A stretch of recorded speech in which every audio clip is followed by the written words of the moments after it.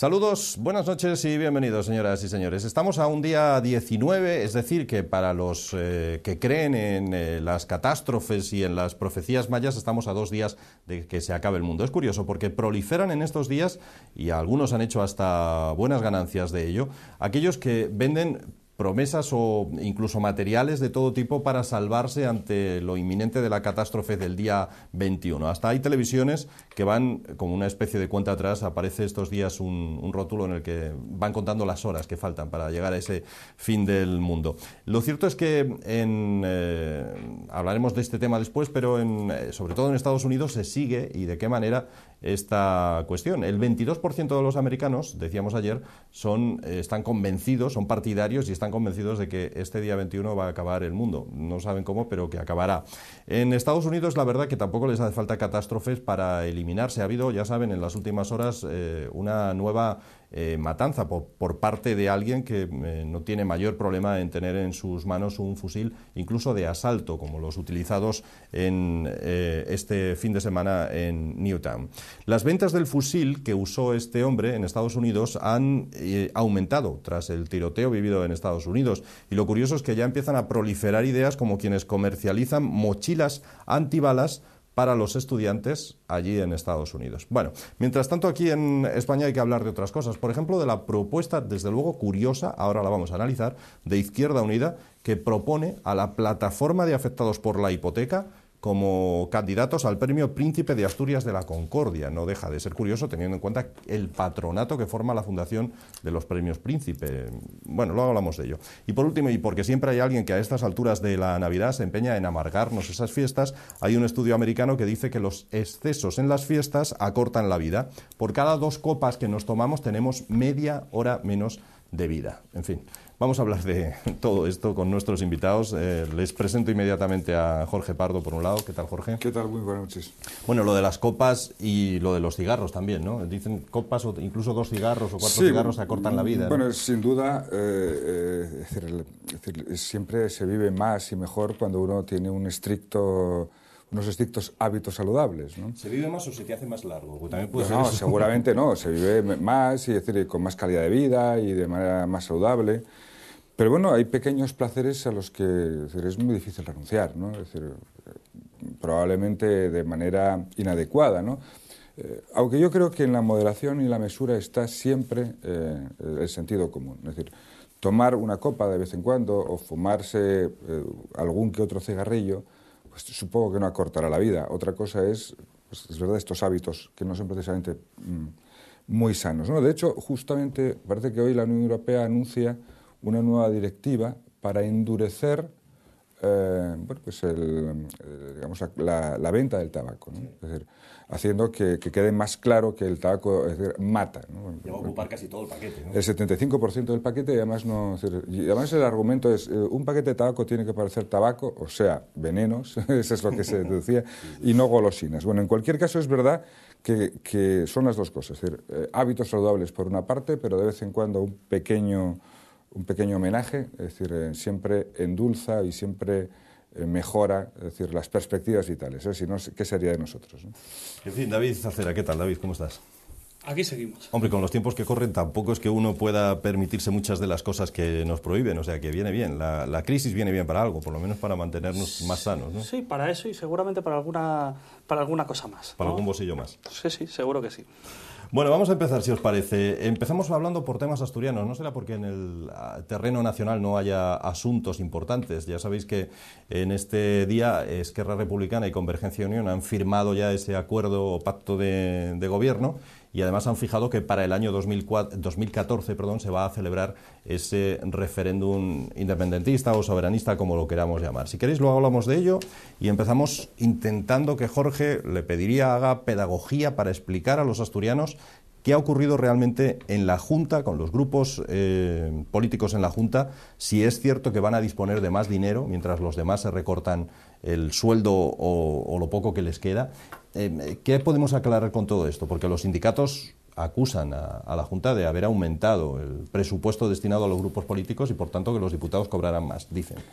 Yo no lo entiendo. Es decir, sinceramente, esta polémica no la entiendo. Y además me parece, voy a hacer un una pequeña introducción, me parece peligrosa. Es decir, el presupuesto de la Junta, el presupuesto del Parlamento asturiano supone apenas el 0,3% del conjunto del presupuesto. Eso es lo que cuesta, digamos, la representación de los ciudadanos en nuestra comunidad autónoma. El 0,3% del conjunto del presupuesto. Es lo que cuesta, vamos a decir, la representación ciudadana. Es verdad que ese 0,3% tiene que estar perfectamente explicado y perfectamente justificado, pero de eso estamos hablando, del 0,3% del conjunto de los presupuestos del Principado de Asturias. Parece que hay otras cosas, es decir, que importan menos, pero es decir, ahora es decir, ciertamente hay una exigencia social, y me parece bien, de que haya una mayor vinculación entre los votos y la representación, de que la estructura política no representa lo que piensan los ciudadanos, porque está distorsionada por leyes electorales injustas, pero una cosa es eso y otra cosa es, digamos, cuestionar lo que es decir, la estructura de partidos, cuestionar... Bien, en cuanto a los gastos, en este país y en esta comunidad autónoma se ha apostado precisamente para una mayor garantía que la financiación de las fuerzas políticas sea pública.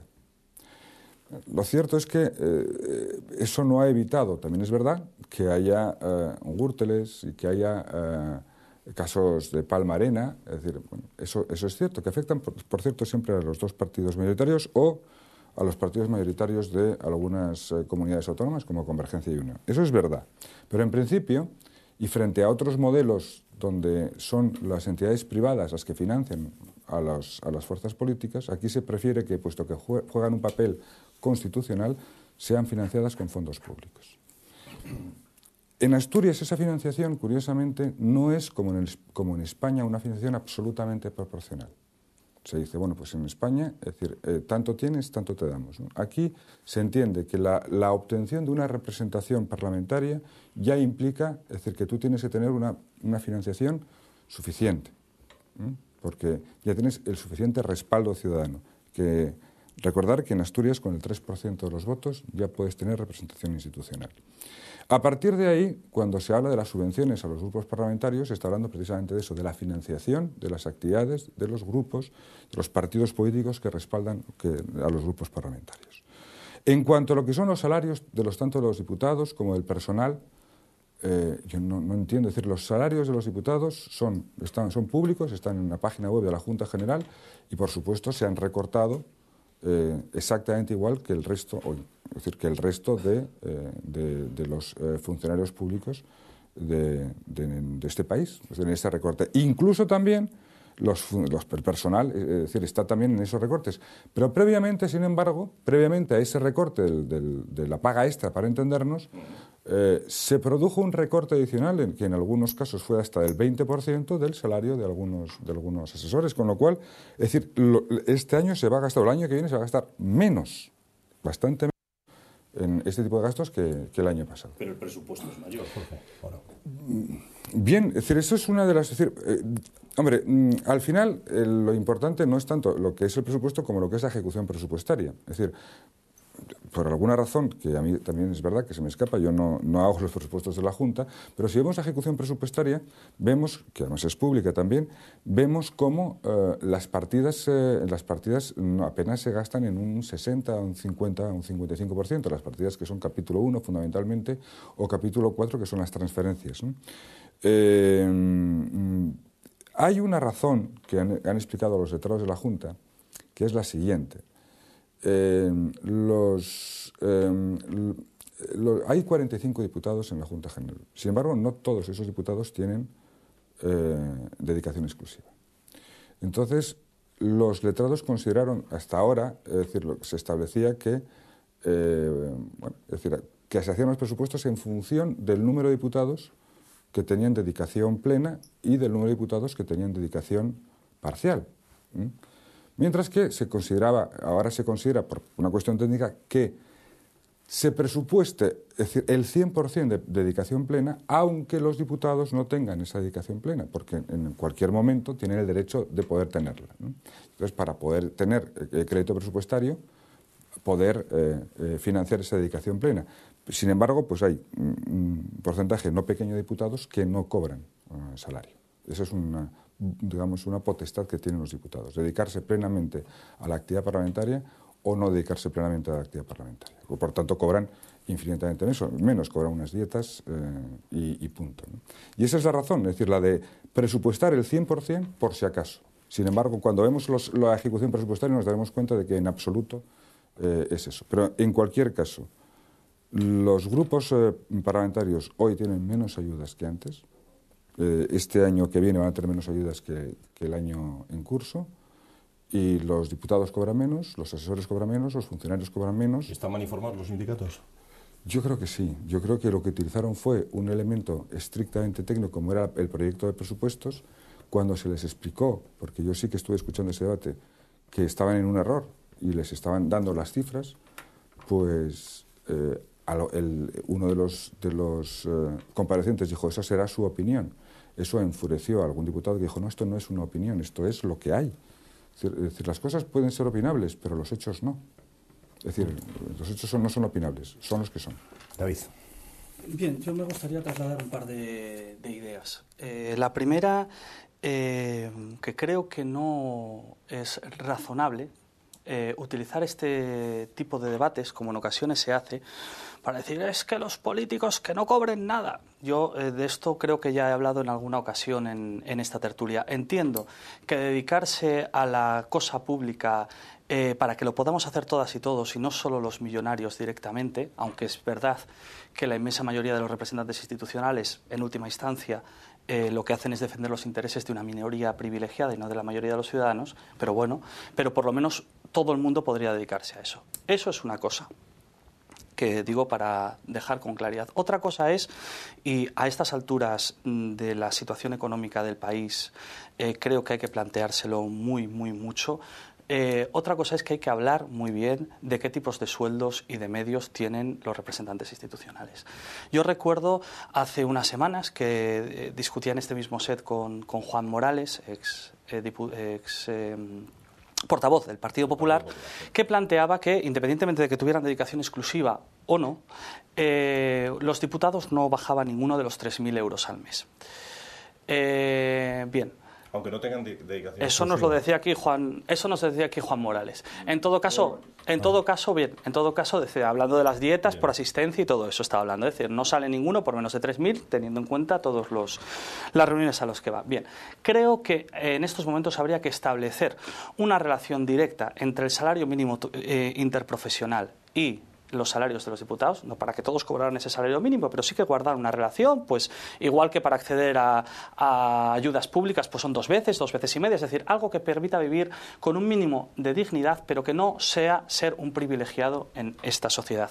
Sobre todo aquellas fuerzas políticas que se dicen defensoras de la mayoría social, creo que deberían de observar esto. No hay que ser en las instituciones, y sobre todo ahora es lo que necesitamos, hombres y mujeres que sean, yo diría, pues los primeros en pelear sin concesiones por los derechos de la mayoría y los últimos en recibir. No pueden ser unos privilegiados en una sociedad con 6 millones de parados. Dicho esto, que lógicamente tiene que tener unos mínimos para poder vivir con dignidad. Y habrá que establecer y preguntar a la ciudadanía qué es vivir con dignidad, porque hay gente que dice que, claro, que con menos de 5.000 euros al mes no le llega. Bueno, pues sobre todo aquellos que defienden a la mayoría, pues saben que la mayoría de la gente vive con bastantes menos de 1.000 euros al mes.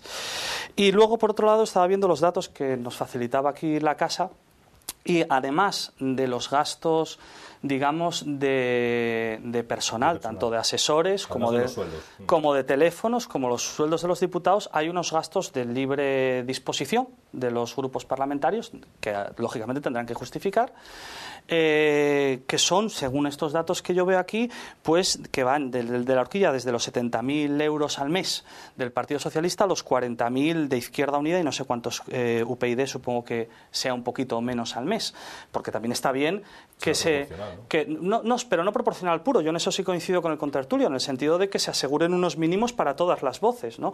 Pero claro, 70.000 euros al mes, no sé si son los mínimos o son los máximos. Es decir, yo creo que de eso también, lógicamente, habría que escuchar a la población. Y yo es lo único que tengo que decir, ¿no? Pues yo diría que las fuerzas políticas que se definan como defensoras de los derechos de la ciudadanía, de la mayoría, tienen que ser los primeros en pelear por esos derechos y los últimos en recibir. Estamos hablando, por tanto, de dos cuestiones, perdón, Jorge, por aclarar. Una, los sueldos que reciben los diputados, y otra, que además de ese sueldo hay una cantidad para gastos que, como decía David, pues va desde los 70.000 euros del PSOE a 40.000 de Izquierda Unida o 52.000 del PP, y que hoy dice la prensa que solamente el PP ha detallado en qué se emplea ese dinero extra.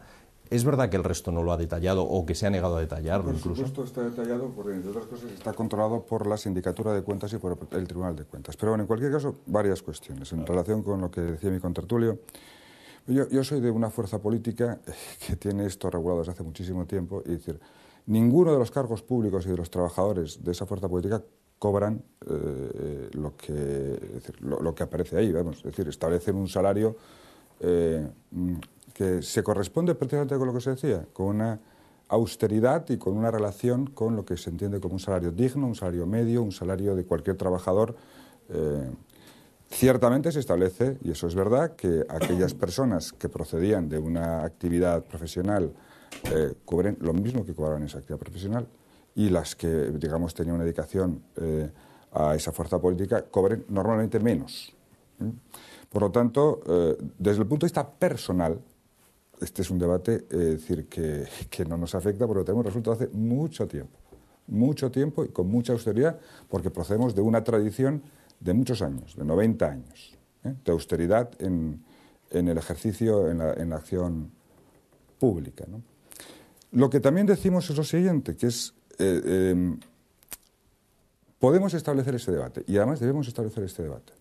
Debe establecerse con mucha transparencia, que la gente sepa cuánto dinero se dedica a las fuerzas políticas, cuánto dinero se dedica a cada una de ellas y en función de qué criterios, cuánto se dedica en otros lugares, qué porcentaje representa sobre los gastos públicos, qué salarios tienen nuestros consejeros, directores, presidentes, diputados, etcétera, etcétera. Por supuesto también los asesores que son, hay muchos que son administrativos, auxiliares administrativos, que tienen esos salarios que se imaginan, es decir, 1.200, 1.300, 1.400 euros, no más, que se sepa. Porque lo que no puede hacerse es decir, este insoportable planteamiento de decir la política sobra, que responde a este absoluto ataque de los mercados, es decir, sobra la política, sobran los políticos. Aquí, con que haya técnicos que trabajen al servicio de la economía, es suficiente, al servicio de los poderosos. Ese es el discurso de fondo, y hay gente que está colando ese discurso. Es decir, ¿cómo evitamos ese discurso? Con transparencia. Diciendo, miren, lo que se cobra es esto, y no más. Se decía, todos los diputados, con independencia de que tengan dedicación exclusiva o no, cobran al menos 3.000 euros al mes. No. O sea, 3.000 euros al mes aparece en la nómina de aquellos diputados que tienen dedicación exclusiva. Los que no tienen dedicación exclusiva tienen una dieta, es decir, de en torno a 700, 800 euros al mes. Eso es, decir, lo que está... otra cosa es... decir, ¿cuánto cobra el presidente del Principado? El presidente del Principado cobra 3.300 euros al mes, netos, a cobrar. Lo mismo que un consejero, y un director general cobra en torno a 2.900 euros al mes. Asturias está, por supuesto, mucho más atrás que otras comunidades autónomas donde se cobran hasta el doble. ¿Es suficiente? A mi juicio, sí. ¿Es demasiado? Pues eso habría que discutirlo. Yo tengo que decir que a mi juicio no, sobre todo si lo comparamos con otros salarios. La pregunta, ¿por qué no hay más transparencia? Y la respuesta es, no lo sé, debería haberla. No hay democracia sin transparencia y por tanto no hay que tener miedo a que esto se sepa. Eso sí, combatiendo a aquellos que utilizan digamos, estas informaciones para decir, ¿veis cómo los políticos son unos chupones? Bueno, los políticos responden, no deben responder ante los ciudadanos. Y los ciudadanos tienen que entender, ser conscientes de que cuando votan están eligiendo a sus representantes. Claro, y lo que tienen que hacer es no votar a quienes explotan. Eso es un viejo eslogan. Votar lo que consideren, en cualquier caso, desde la perspectiva, digamos, más amplia. Pero exigir responsabilidades por lo que hacen o por lo que dejan de hacer. Bien, nada, y un par de cosas. Sí. Coincidiendo con el tema de la transparencia, sin duda, bueno, yo un poco ya planteaba en mi intervención anterior, como lo veo, coincidiendo con el tema de la transparencia, pues hombre, simplemente dar alguna idea. Si hay fuerzas políticas, como plantea el contertulio, que sí que lo hacen así, pues hombre, a estas alturas de la película, con la sociedad de la información que hay y demás, pues es tan sencillo como colgar de la página web, por ejemplo, los salarios de diputados, los salarios reales de diputados, asesores, y decir, oye, pues el resto lo utilizamos pues para lo que cada uno estime oportuno. Eso, a día de hoy, hasta donde yo sé, pues no es así. Con lo cual, quiero decir que la transparencia pues es muy necesaria, y yo coincido con esa petición, pero bueno, uno yo creo que predica con el ejemplo y con uno mismo, y lo puede empezar a hacer ya sin ningún tipo de problema, ¿no? Creo. Por otro lado, creo que desde el punto de vista institucional, porque amplía el término político, los políticos, es verdad que la gente no se entiende así, ¿no? Pero yo, que no me dedico profesionalmente a esa actividad, sí me gustaría reivindicarme como tal, en tanto que ciudadano preocupado, pues me considero político. Entonces vamos a hablar de los representantes institucionales. Pues hay que tener claro, sobre todo las personas y las diferentes fuerzas que quieren de verdad cambiar el estado actual de cosas y gobernar para una mayoría, que las instituciones españolas están por esencia al servicio de una minoría, que no hay que entrar para aplicar críticamente hasta donde me dejen las reglas del juego, sino que en estos momentos sobremanera es más urgente que nunca entrar en las instituciones para subvertirlas, para cambiarlas, para cambiar radicalmente la forma de funcionar en este país. Y cuando hablo de radical no hablo de extremismos, sino de ir a la raíz de los problemas, saber que hay un sistema impositivo que beneficia a una minoría, saber que hay un sistema productivo que está en manos de una minoría cada vez más rica y cada vez más minoritaria, y saber que solo con las instituciones es imposible cambiar nada en este país. Yo diría un poco, para ir abriendo boca, pues esas cosas también. Yo coincido Bueno, absolutamente con lo que se está planteando. Esa partida presupuestaria de la que hablamos forma parte, evidentemente, de esos presupuestos para el año 2013 del Principado. Unos presupuestos que se van a aprobar definitivamente el próximo 28 de diciembre, la próxima semana, y que incluyen muchas cosas. Por ejemplo, una de ellas, esa tasa o impuesto a los bancos, a pesar de la jugarreta que dicen en el gobierno del Principado ha hecho el gobierno nacional para evitarla, y además va a incluir también irremediablemente recortes. La pregunta para Jorge, como miembro de Izquierda Unida, es: ¿no es arriesgado apoyar unos presupuestos que inevitablemente van a conllevar esos recortes? ¿No pensáis que eso os pueda afectar a vosotros al final, sin comerlo ni beberlo? No, es decir, una cosa que hay que recordar, aunque parece que a veces se olvida, es que nosotros no formamos parte del gobierno. Y no formamos parte del gobierno por voluntad propia, por acuerdo discutido y votado democráticamente por el conjunto de la militancia de esta organización. Por lo tanto, es decir, nosotros no somos responsables de la acción de gobierno, pero somos un grupo parlamentario que tiene una responsabilidad institucional, y hay que plantear de dónde venimos. Venimos de una situación de inestabilidad política que dio lugar a que la fuerza política mayoritaria fuera incapaz de negociar con su homólogo de la derecha unos presupuestos. Como consecuencia de ello se producen elecciones anticipadas, por primera vez en la historia de Asturias y por segunda vez en la historia de las comunidades autónomas sin competencias plenas se producen elecciones anticipadas. Y era necesario también, es decir, tener en cuenta esos antecedentes para situar, es decir, cuáles son los márgenes, ¿no? Es decir, la no aprobación del presupuesto podría implicar, entre otras cosas, una situación de inestabilidad y un presupuesto prorrogado por segunda vez. Es decir, venimos de un presupuesto prorrogado del año 2011 durante el año 2012 y podríamos mantener el presupuesto del año 2011 durante el año 2013. Bien dicho, lo cual, para conocer cuál es el precedente y saber que a veces, es decir, lo mejor es enemigo de lo bueno, ¿sí? Hay que decir que este presupuesto no es el presupuesto, es un presupuesto, es decir, el presupuesto que se deriva de la situación que existe en este momento y de la enorme digamos, limitación que tienen las comunidades autónomas en materia de ingresos, o la poca autonomía que tienen las comunidades autónomas, cada vez menos autonomía que tienen las comunidades autónomas. Dicho lo cual, ¿este es un presupuesto para salir, para tirar voladores? En absoluto. Es el presupuesto que, con los márgenes que hay, teniendo en cuenta es decir, la capacidad de la comunidad autónoma, ¿es el presupuesto que se podía hacer? Sí, yo echo de menos cosas. Yo echo de menos cosas. Echo de menos, y lo digo sinceramente, una mayor ambición fiscal.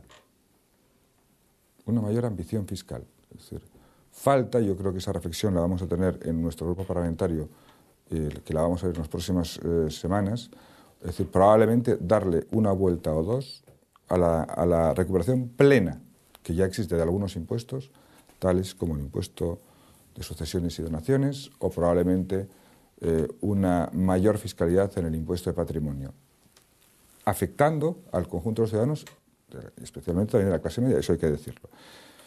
Pero en los marcos en los que nos movemos, este es el presupuesto que garantiza una sanidad pública razonable en nuestra comunidad autónoma, frente a otras comunidades autónomas que están en procesos de privatización de la sanidad, una educación pública con lo mismo, y unas prestaciones sociales que, es decir, van a tener que hacer enormes esfuerzos porque van a tener que soportar un incremento de usuarios como consecuencia de las políticas que se están desarrollando a nivel estatal. ¿Es un presupuesto inversor? No, ya no queda para más. Vamos a dejarlo claro, no queda para más. ¿Tiene la comunidad autónoma capacidad de endeudarse para poder ser más inversor? No, no puede, porque resulta que ahora, es decir, el señor Montoro, a través de la ley y a través, sobre todo, del Fondo de Financiación Autonómica, del famoso FLA, tiene la sartén por el mango.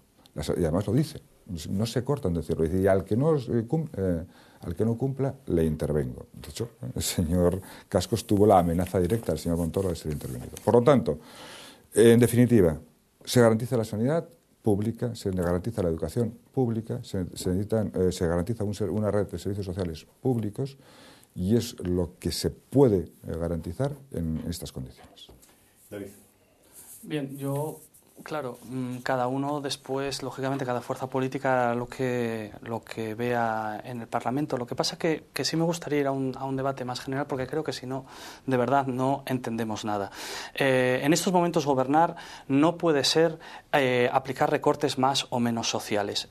Se dice, este es el único marco que hay otros marcos, y lo que no vale es justamente el marco.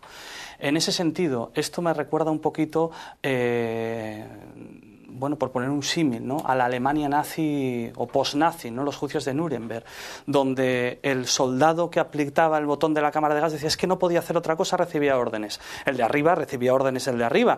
Y hoy, por ejemplo, leía declaraciones pues muy... yo creo que muy inteligentes, mesuradas, del coordinador federal de Izquierda Unida de Cayo Lara sobre el origen de muchas medidas en el Parlamento Europeo y cómo es necesario subvertir eso. Pero entre que lo hablamos, bueno, pues también hay que hacerlo. Primero, denunciar que este marco es ilegítimo, que el marco institucional al que nos vemos es ilegítimo, más allá de que se apliquen o no se apliquen unos presupuestos. Saber que las cosas no solo se cambian dentro del marco institucional, es más, que el marco institucional vale para muy poquito si no hay una voluntad decidida de la mayoría social para cambiarlas, y después, pues decir que en todo caso estos presupuestos, incluso dentro de ese marco, pues son unos presupuestos clarísimamente deficientes, e incluso dentro de las propias posibilidades que dejan estas instituciones al servicio de una minoría, también hay muchas, o sea, ni mucho menos son unos presupuestos ambiciosos en ese sentido. Un poco lo planteaba también el propio contertulio, desde luego a nivel impositivo completamente de acuerdo, pero a muchísimos otros niveles. Pues por ejemplo, pues si hablamos de sanidad, podemos hablar de medidas que, por ejemplo, se han tomado en otras partes del Estado, interesantes y que se podrían sondear, como la subasta de fármacos, que aquí no se hace, solo la compra de fármacos al mogollón, y solo comprar 11, 12, 13, 14 fármacos de los más usados, una sola marca, para obligar precisamente a que bajen. Si se hiciera eso, pues si se hiciera como en otras comunidades, como en Andalucía, por ejemplo, solo en Asturias podríamos estar hablando de 7 millones de euros más de ingresos. Y desde luego, si metiéramos más fármacos, que es lo que hay que hacer en el pool, pues de bastantes más millones. Y no olvidemos, hablando de la sanidad o la educación, que es también, yo creo que hay que ser responsables, y cuando hablamos del mantenimiento de la sanidad o la educación, que está en entredicho en el conjunto del Estado, también en Asturias, está en entredicho, hay que decir que ese medio mantenimiento en Asturias es a costa de aplicar sobre los trabajadores de la sanidad, por ejemplo, además de los recortes de Rajoy, porque no nos queda más remedio por imperativo legal, nuevos recortes. La comunidad autónoma asturiana es de las más agresivas y lesivas contra los derechos de los trabajadores sanitarios, por ejemplo, del conjunto del Estado. Porque es verdad, al final parece que todo el mundo ha asumido la máxima que tanto ha escandalizado del señor ministro de Justicia, que dice que gobernar es administrar el dolor. Se le ha olvidado apellidar una cosa: administrar el dolor sobre la mayoría. Porque efectivamente, para salir de la crisis, alguien la tiene que pagar. Eso es impepinable. La única pregunta que la mayoría de las fuerzas con representación institucional tienen mal respondida, en mi opinión, pero ya resuelta, es si va a ser la mayoría o la minoría, que se ha privilegiado durante toda la etapa de crecimiento y que va a salir de esta crisis más rica que lo está. Bueno, pues entiendo que debería de ser esa minoría, aunque la mayoría, y desde luego el Partido Popular y el Partido Socialista lo tienen clarísimo, ambas fuerzas políticas. Yo creo que ahí hablar de derechas y de izquierdas cada vez nos impide más ver el bosque. Tanto el Partido Popular como el Partido Socialista han votado, por ejemplo, una reforma constitucional que consagra, hasta que acabemos con esta Constitución que ya está acabada de por sí, que consagra que lo primero del Estado, la prioridad primera del Estado, antes que cualquier cosa, antes que evitar que se mueran niños, antes que evitar que se suicide gente, es pagar una deuda que además no ha generado el Estado, sino las economías privadas minoritarias. En ese sentido, bueno, pues es verdad lo que plantea, pues es lo que hay, es lo que no hay, incluso dentro de los marcos posibles, que yo creo que es imposible. Lo único imposible es seguir jugando dentro de esos marcos posibles. Pero incluso dentro de esos marcos posibles se podría haber hecho muchísimo más. Yo es que estoy muy rápido, Jorge, por favor. Vamos a decir, con David es que estoy de acuerdo con el discurso general, efectivamente. Pero estábamos hablando del presupuesto este. Ahora bien, es decir, es necesario marcar este presupuesto en la reflexión que ha hecho. Es decir, esto forma parte de la enésima vuelta de tuerca de la derecha y de los mercados financieros, es decir, contra el estado del bienestar, contra los derechos sociales, contra los derechos ciudadanos. Y, por lo tanto, desde las instituciones se puede hacer lo que se puede hacer, pero desde fuera de las instituciones también se puede hacer muchas cosas. Las movilizaciones, la concienciación. Dicho lo cual, completamente de acuerdo. Insisto, efectivamente, habría que darle una o más vueltas de tuerca a algunas cosas. También lo he comentado, y algunas de las reflexiones que ha hecho, por ejemplo, en torno al tema de los procedimientos de adquisición de algunos productos farmacéuticos y demás, habría que darle una vuelta más. No estoy de acuerdo, al menos en lo que hace referencia a los facultativos, en decir que este gobierno ha sido extraordinariamente agresivo con los trabajadores sanitarios. Si estamos hablando de los médicos, yo tengo muchas dudas sobre esa afirmación. Porque es verdad que lo que trata de hacer el gobierno es una racionalización, y en este sentido, de verdad, una racionalización, planteando una cosa muy sencilla, que es decir que cuando uno está descansando, y no se puede computar como trabajo. Algo tan sencillo como eso. Es decir, y afecta fundamentalmente a los médicos. O sea, que cree que no llevan razón los médicos en esta huelga. Yo sinceramente creo que los médicos no. De hecho, creo que el resto de los trabajadores sanitarios sí están negociando, pueden llegar a un acuerdo porque ese no es el problema, no es ese. El problema no es ese. Pero en cualquier caso yo eso lo matizaría.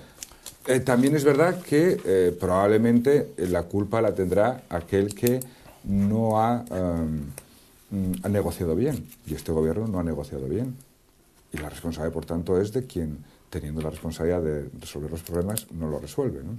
Pero bueno, digamos que yo creo que los médicos podían hacer también un esfuerzo de negociación, no tanto es decir, porque es que estamos hablando de la sanidad pública y hay que preservar algo que siempre ha sido muy importante en Asturias y que se está atacando de forma furibunda en otras comunidades autónomas, que es decir, la sanidad pública y el prestigio de la sanidad pública en este país y en cada una de sus comunidades autónomas. Es decir, y en Asturias, es decir, no tenemos privatizados hospitales, ni gestión de hospitales, ni se tiene previsto hacer, como está pasando en Madrid, ni se hará mientras nosotros tengamos algo que hacer. Aquí es otra cuestión. Ni en Cataluña, que también se ha hecho, o en Valencia, o en Castilla-La Mancha. Es decir, y eso lo que quiebra es el modelo de sanidad pública, de gestión pública, de titularidad pública, que es el que nosotros defendemos. Es que, bueno, es otro tema, otra ventana la que abre con Tertulio, pero ahí sí que me veo obligado a intervenir. Si no rompemos, si no rompemos la lógica, es cuestión de tiempo que Asturias, simplemente cuestión de tiempo, recorra la misma senda. Son caminos diferentes que llevan al mismo destino, tanto lo de Madrid como lo de Asturias. Respecto a la huelga, desde luego podríamos hablar del conjunto del personal. Siempre se trata de confundir, porque las huelgas de los médicos formalmente las lidera el SINPA, pero no tiene nada que ver con las reivindicaciones históricas del SINPA, que no es un sindicato nada amante del sistema público de salud, sino que hay cosas tan bárbaras y tan de cajón que están negociando, que es lo siguiente, y que es una agresión sin precedentes en el conjunto del Estado. A los médicos, pero es parecido a lo que hacen al resto del personal sanitario. Los que lo obligan es, cuando tienen guardias presenciales de 24 horas, consolidados de hace casi 30 años, tienen un día después de descanso, porque es normal, el cuerpo necesita reponerse de 24 horas seguidas de trabajo. Bueno, pues ahora por cada día de descanso tienen que trabajar 3 horas y media más por cada día de descanso de estas guardias, a lo que se incrementa a las 2 horas y media semanales que ya aplican del Gobierno de la Nación. Yo, desde luego, diría, por el bien de la sanidad pública, que quiero que me atienda un médico descansado, con sus horas de sueño y sus derechos laborales intactos, sobre todo aquellos que están consolidados desde hace 30 años. Eso es lo que está pasando en la sanidad. Y además, de rebote, echamos a cientos de jóvenes médicos a la calle, que es lo que está sucediendo en Asturias, y agravamos, por ende, también la situación económica. Por eso se trata, si no rompemos la lógica, se trata de administrar dolor y ya está bien. El problema es que los médicos le han dicho al gobierno, oye, si me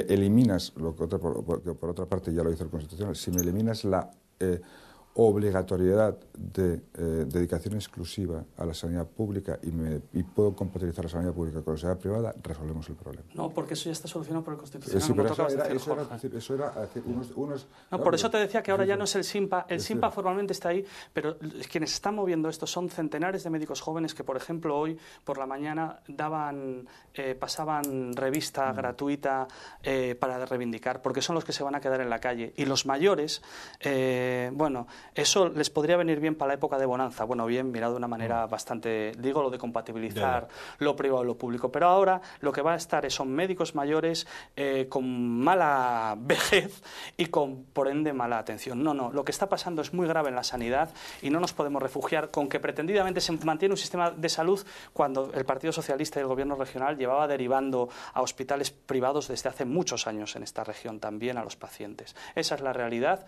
y hay que darle la vuelta. Si es que no hay que tener miedo a decir esto no vale, hay que cambiarlo. Y luego cada uno que apoye o deje de apoyar lo que entienda en cada momento, pero diciendo que ni este es el mejor presupuesto posible, porque es mentira, ni es bueno para la región, porque no lo es. Y son posibles otras cosas. Eso es lo que yo entiendo que habría que utilizar, porque desde la calle se puede hacer mucho y desde las instituciones se puede hacer muchísimo más, por parte de aquellos que quieran hacer algo para cambiar las cosas. Bueno, nos vamos a ir a publicidad. Permítame que hagamos una pausa y además que les recordemos que el día 31 nos vamos a ir de fiesta, concretamente a la discoteca 4 Dance en Avilés. Vamos a regalar entradas y ya saben que para acceder a ese sorteo no les pedimos más que simplemente que manden un email al correo electrónico teleasturias@teleasturias.com. Vamos a sortear numerosas entradas para esa noche de fin de año para celebrarlo en esta discoteca situada en la calle Demetria Suárez en Avilés. Hacemos una pausa y a la vuelta hablamos de otros asuntos.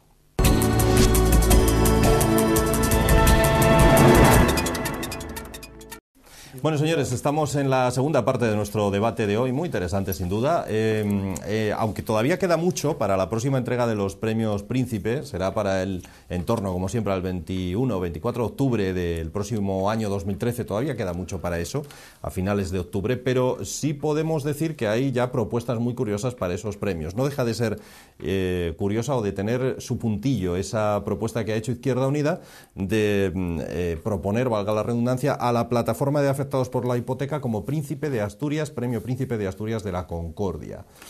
Digo que tiene su puntillo porque, desde luego, en el patronato de esa fundación existen bancos, alguna empresa constructora, en fin, que algo pueden tener que ver con aquello contra lo que luchan precisamente desde esta plataforma. Es una idea que precisamente parte de Izquierda Unida, de este último congreso celebrado o Asamblea Federal celebrada este pasado fin de semana. Curioso, ¿no? No sé cómo puede acabar esto, Jorge. Bueno, vamos a ver, en primer lugar, yo es que como creo que lo de los príncipes de Asturias es otra de las cosas que sí son recortables, sí, pues, se ha puesto a los premios, decir, los las dos. Digo, bueno, decir, se me entiende. Los premios príncipes de Asturias son, pero nosotros nunca estuvimos especialmente a favor. Pero en cualquier caso, ¿de qué se trata? Se trata de poner encima de la mesa la importancia que ha tenido la movilización social para lograr un objetivo que de otra manera no se pudo lograr. Es decir, Izquierda Unida, cuando tenía 2 diputados o cuando tenía 11 diputados, se hartó de glayar, es decir, diciendo que había un grave problema social con los desahucios como consecuencia de las hipotecas. Es decir, no nos hacía caso nadie.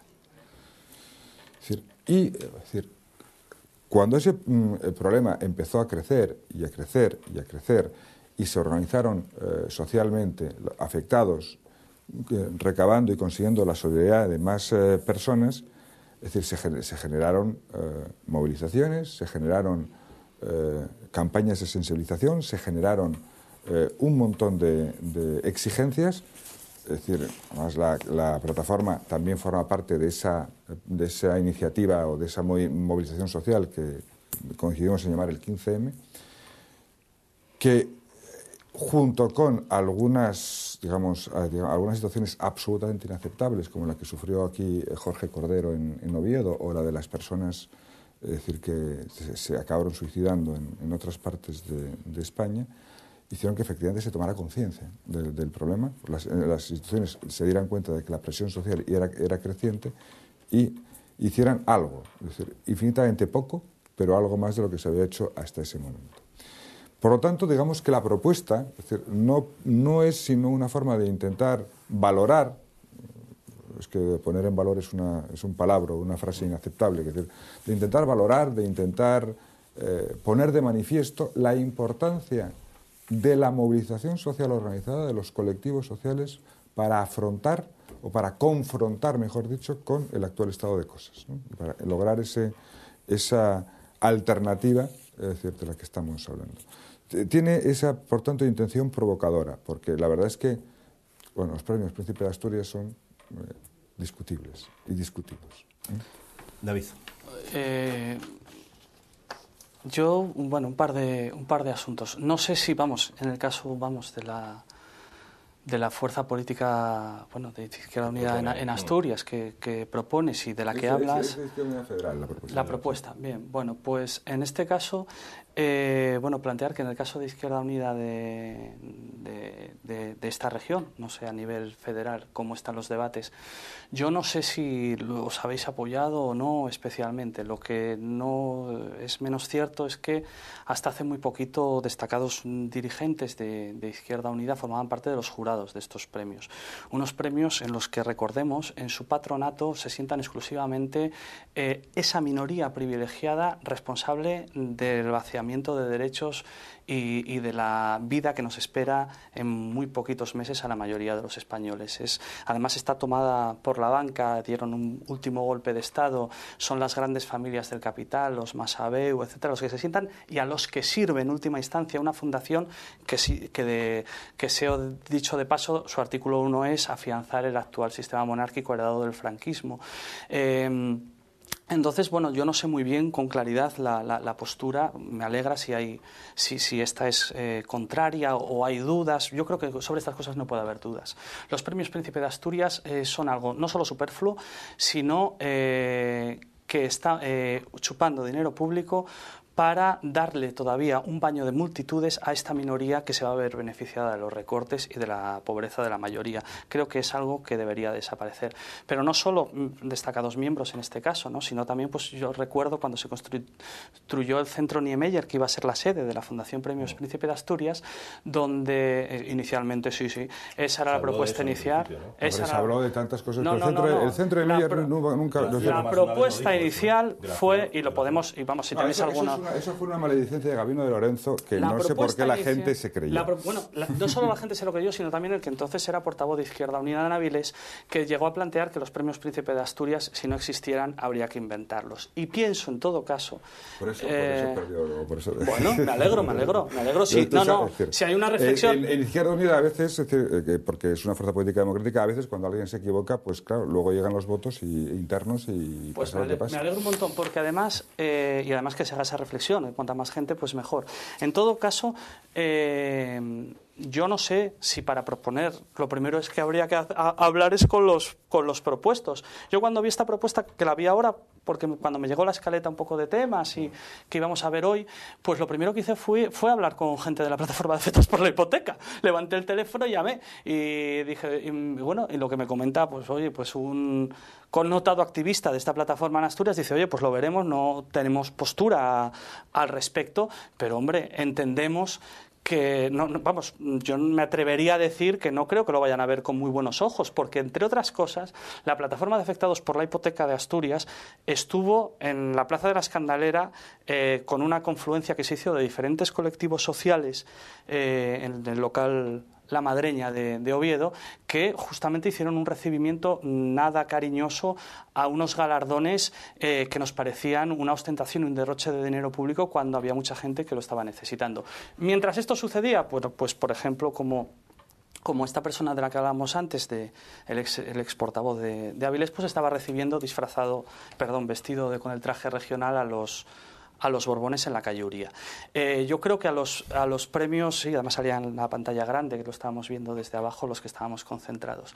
Yo creo que a los movimientos sociales, como se les apoya, como se les reconoce el trabajo, es implicándose con sus luchas, que además sé que hay muchísima gente de Izquierda Unida haciéndolo, ¿no? Y también siendo, pues claros con lo que hay que ser claros. Y yo creo que es el momento.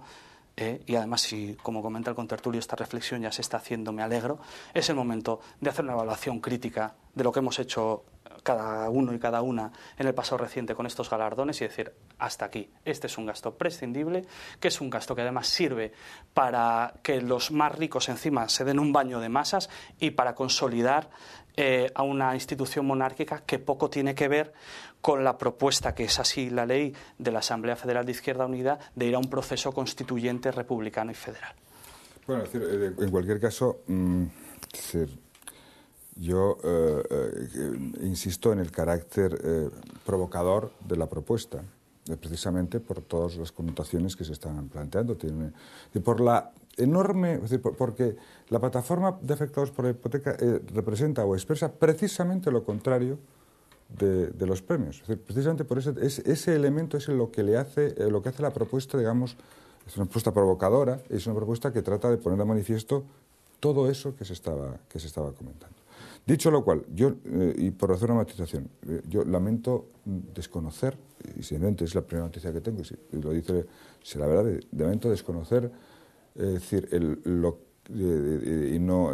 que se dijo del portavoz de Izquierda Unida de Avilés, del portavoz de Izquierda Unida de Avilés respecto de los premios Príncipe de Asturias, no lo recuerdo, sinceramente no lo recuerdo. Lo de que estuviera con el traje regional, te dice. Y lo de que si no hubiera premios Príncipe de Asturias habría que inventarlo. Yo sinceramente no recuerdo que haya dicho semejante frase. No, pero decir, yo solo y desde luego lo que no recuerdo en absoluto es que estuviera con traje regional recibiendo a...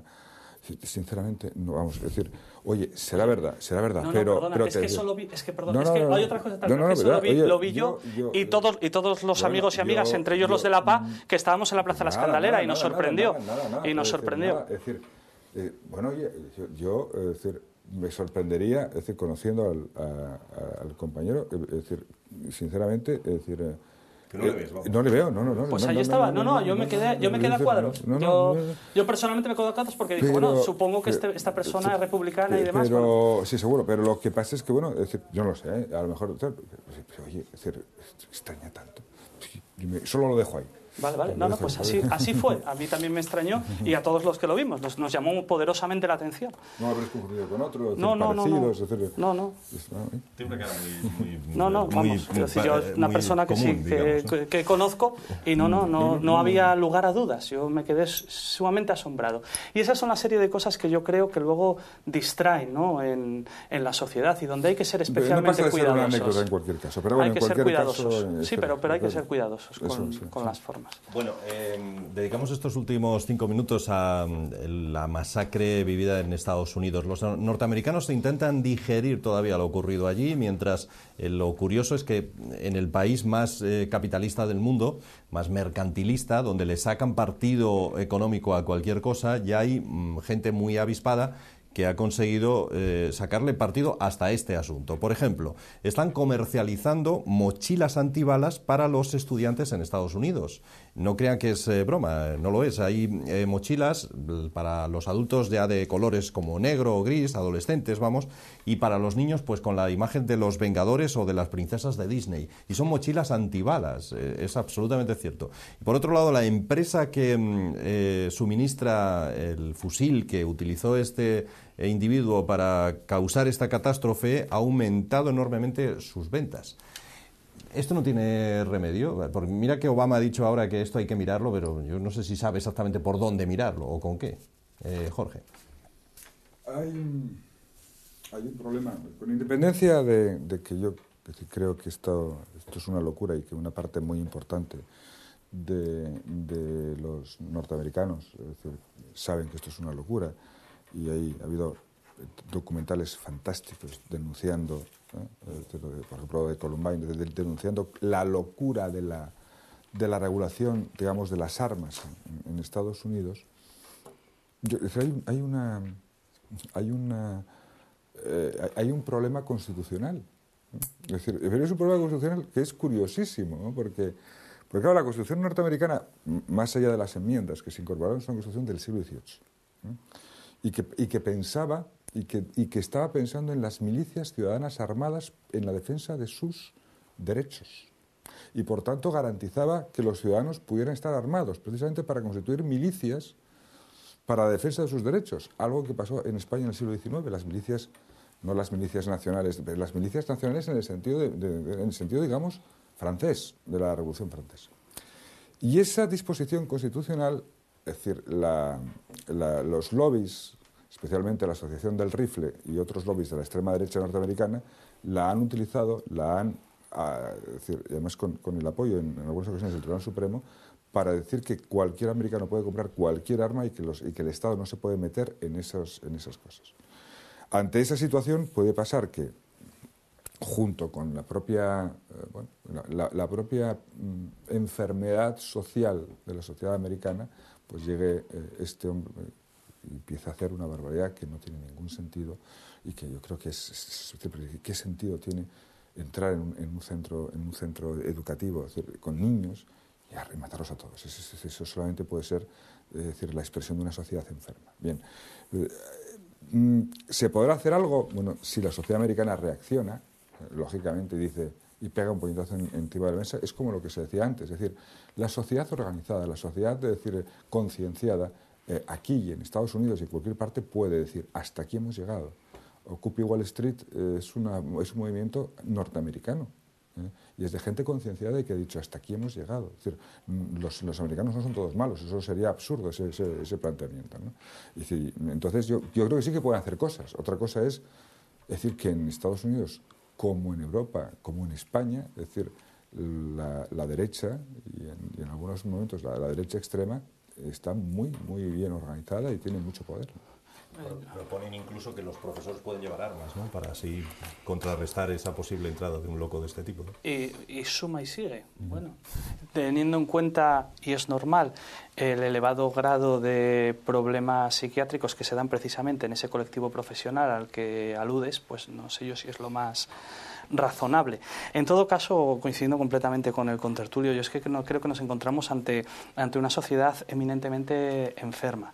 Que es verdad, no hay que olvidar que la Constitución de Estados Unidos y la Revolución norteamericana fue un faro para el conjunto de la humanidad. El problema es que la Constitución americana no es solo que sea del siglo XVIII, es que sirve tanto como la de aquí, salvo para las cosas malas, que ahí ya enseguida las aplican. La Constitución americana y las constituciones de muchos de sus estados son realmente progresistas y prevén cosas asombrosas, hablando de la propiedad pública del aire, del suelo, del subsuelo, cosas que vislumbraron ya en el siglo XVIII porque pretendían hacer otra cosa. El problema es que ha llegado esta sociedad, de las cuales las carnicerías periódicas en los centros de enseñanza solo son la punta del iceberg, porque detrás se esconde toda una violencia sistémica. Porque mirad, hemos estado hablando de la sanidad, y yo hace poco veía cuadros comparativos no de cualquier organización subversiva, sino del Banco Mundial, o sea, una de sus organizaciones, donde hablaba de los datos de cómo se vive en Estados Unidos. Y estos datos ni siquiera dan realidad. Pero, por ejemplo, hablamos de que en España la esperanza de vida es de 82 años, en Estados Unidos de 78, y bajando por primera vez desde mediados del siglo XIX. Y ese es el modelo social en el que nos están metiendo a España, con una diferencia, que encima España es un país pobre, porque Estados Unidos es un país riquísimo, eminentemente rico. Y dentro de eso, además, con una ruptura social brutal. Para que haya 78 años de esperanza de vida, eso es que la gente que vive en peores condiciones está muriendo a los 50, como en muchos países africanos, para llegar a eso. Y por dar 4 datos para que la gente lo entienda también, ya que hablábamos antes de sanidad. Mirad, en España el gasto sanitario, que se habla de que se gasta tanto, es el 9,5% del Producto Interior Bruto. En Estados Unidos representa el 17,9% del Producto Interior Bruto, el doble. Pero las tasas son, esta que os comentaba ahora de mortalidad. Por ejemplo, la tasa de mortalidad de bebés... Tiene que ver con que están muy obesos, ¿no? Con la comida basura que tienen. No, tiene que ver con que el 10% de los hogares norteamericanos están infraalimentados, por eso esas gorduras. De cada 1.000 bebés nacidos, en España mueren 4, en Estados Unidos 7. De cada 100.000 nacimientos, en el parto mueren, en España 6 madres, en Estados Unidos 21. Y así suma y sigue, es escalofriante. Per cápita en relación con su Producto Interior Bruto en Estados Unidos es el doble que el español. Sí. La eficiencia de su sistema sanitario en relación con España es infinitamente menor. La mitad, se gasta el doble y si tienen, digamos, si son la mitad de eficientes, ¿no? Porque el modelo sanitario es el que es. Y es el que es de tal manera, es decir, que están planteando que han decidido cambiarlo. Es decir, con ese enorme, aunque sea un poquito, pero se han dicho, hasta aquí hemos llegado. Claro, los lobbies de médicos y de seguros en Estados Unidos han dicho, de ninguna manera, han dicho, es que así no podemos seguir. Es que se está incorporando el evento de que es necesario, digamos, una garantía pública para evitar ese tipo Sobre todo las aseguradoras, porque antes que comentabas el tema de los médicos de aquí, que sepan los facultativos y los médicos que en un modelo hacia el que vamos, como el norteamericano, digamos, su poder, entre comillas, desciende exponencialmente y queda en manos de las aseguradoras. No van a ser criterios científicos los que primen, sino criterios económicos, y su saber, o mejor, lo que van a ser es cómo son de rentables, no si son mejores o peores médicos. Esa es la realidad que tenemos. Como no se puede competir con la rentabilidad pública, la rentabilidad económica pública, precisamente por eso, para garantizar unos beneficios no pequeños en las aseguradoras, el gasto sanitario es tan enormemente alto. Claro, porque es lo que hay que... Yo es con lo que me quedaría como reflexión, y ahí sí que yo creo que hay una coincidencia plena en lo que estás planteando, es que realmente hay que cambiar el modelo. Y hay que decir, primero hay que investigar en lo público, que sea eficiente, si el que la hace, que la pague, que tengan salarios ponderados, todo eso. Pero es que en términos de coste es mucho más barato, gestiona mejor lo público para las necesidades de la población, como la sanidad, la educación, que cualquier mecanismo privado. Y eso hay que tenerlo muy claro. Quien diga lo contrario, miente. Y o es un ignorante o está mintiendo deliberadamente a la mayoría para quedarse con parte de su riqueza y parte de su bienestar. La parte del pastel que le apetece tener. Sí.